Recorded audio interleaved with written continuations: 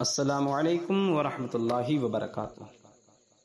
مینڈا کون سا تھا حضرت اسماعیل علیہ السلام کی جگہ جس کو ذبح کیا گیا؟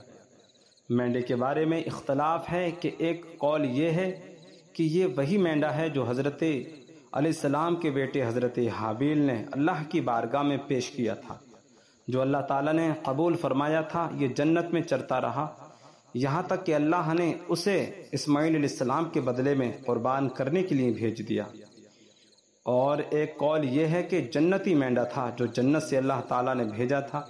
یہ 40 سال تک جنت میں چرتا رہا۔ اللہ تعالیٰ نے قرآن عظیم میں مینڈے کو ذبح عظیم فرمایا، اس کی وجہ میں مختلف اقوال ہیں۔ ایک جسمانی طور پر بڑا اور موٹا تھا، اس لیے اسے عظیم فرمایا۔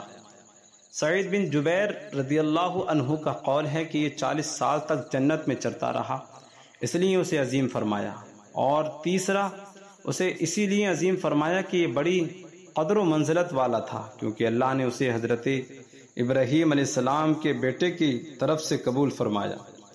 ابو سلیمان دمشقی کا قول ہے کہ جب حضرت آدم علیہ السلام کے بیٹے نے قربت کے لیے پیش کیا تو اسے زندہ اٹھا لیا گیا۔ یہ جنت میں چرتا رہا، پھر اسے ذبیح اللہ کی طرف سے ذبح کیا گیا، تو یہ 2 مرتبہ مقبول بارگاہ الہی ہوا، اس لیے اسے عظیم فرمایا۔ 5واں عظیم البرکت یہ ہے کہ اس لیے اسے عظیم فرمایا۔ علامہ اسماعیل حقی رحمۃ اللہ علیہ نے تفسیر روح البیان میں ایک روایت بیان کی کہ نبی اکرم صلی اللہ علیہ وسلم نے حضرت جبرائیل علیہ السلام سے پوچھا کہ آسمان سے جلدی اترنے میں کبھی مشقت کا سامنا کرنا پڑا ہے؟ عرض کیا جی ہاں، 4 موقعوں پر۔ نمبر 1، جب حضرت ابراہیم علیہ السلام کو آگ میں ڈالا گیا، اس وقت میں عرش کے نیچے تھا۔ اللہ تعالیٰ نے مجھے ارشاد فرمایا کہ میرے بندے کے پاس پہنچو۔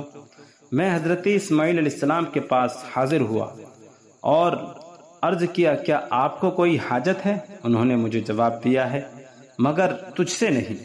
جب حضرت ابراہیم علیہ السلام نے چھری حضرت اسماعیل علیہ السلام کے حلق پر رکھی تھی اور میں عرش کے نیچے تھا، اللہ تعالیٰ نے مجھے فرمایا میرے بندے کے پاس پہنچو۔ میں پہنچ گیا اور چھری اور الٹا کر دیا، چھری کو الٹ دیا۔ جب کفار نے یوم احد آپ کے دندان مبارک کو زخمی کر دیا تھا، اللہ تعالیٰ نے مجھے فرمایا کہ میرے حبیب صلی اللہ علیہ وسلم کے خون کو اپنی ہتھیلی میں لے لو، زمین پر نہ گرنے دو۔ اگر ان کے خون کا قطرہ زمین پر گر گیا تو زمین کبھی کوئی پودا اور درخت نہیں اگائے گی۔ میں حاضر ہوا اور خون کو اپنی ہتھیلی میں لے لیا، پھر فضا میں اچھال دیا۔